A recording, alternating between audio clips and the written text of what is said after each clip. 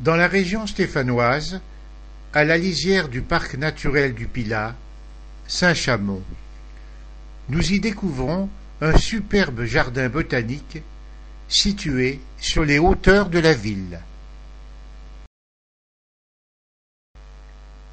À l'entrée du jardin botanique, une partie consacrée à la pépinière où se préparent déjà les chrysanthèmes pour les jours où le grand soleil d'aujourd'hui aura fait place à la grisaille.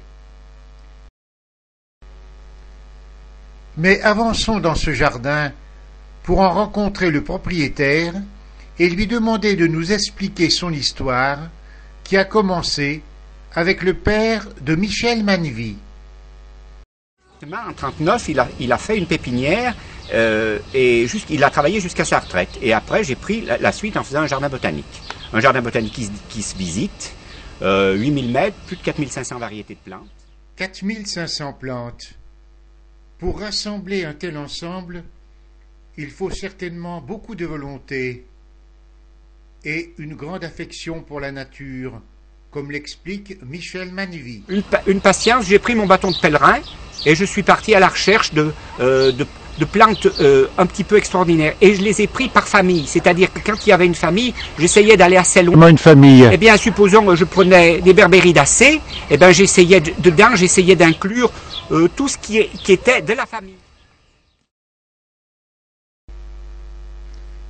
Un travail qui a permis à Michel Manvy de bâtir ce très beau jardin botanique dans lequel il nous conduit pour nous faire découvrir quelques merveilles. Je vais vous montrer un acacia très rare, Acacia crispa. C'est un acacia très très rare. Un pin doré, un pinus doré. L'arbre à perruque, vous voyez, il fait une perruque, une inflorescence. L'arbre à perruque.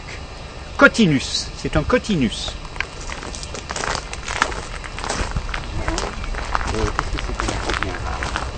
Il y avait encore mes trucs suivis. Alors là, de ce là, vous allez faire la photo de Ulmaria, un ulmus doré.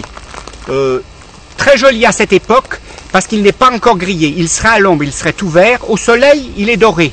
Mais dans quelques temps, il sera brûlé. Donc les feuilles seront moins jolies. Pour le moment, vous voyez, il a les feuilles encore intactes. Voici maintenant un Cornus cousa, une merveille, avec des petites fleurs au sein, mais avec des bractées pour attirer les insectes. Sinon, elle ne le verrait pas, elle serait invisible. C'est encore une merveille de la nature. Je vous présente le bassin avec une fleur pour le moment assez rare, un comféry. C'est une plante chinoise qui pousse en bordure des marais.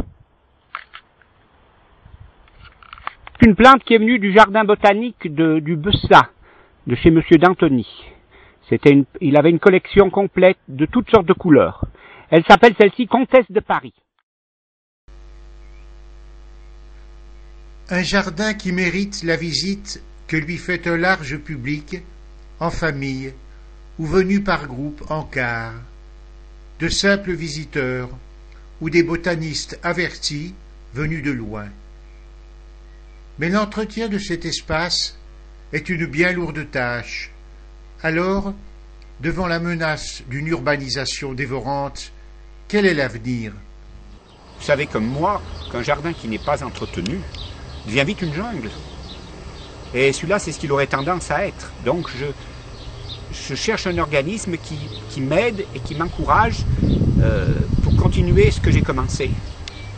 Et c'est pour le bien de tout le monde, même le bien de la ville. Voilà, mais je garde confiance.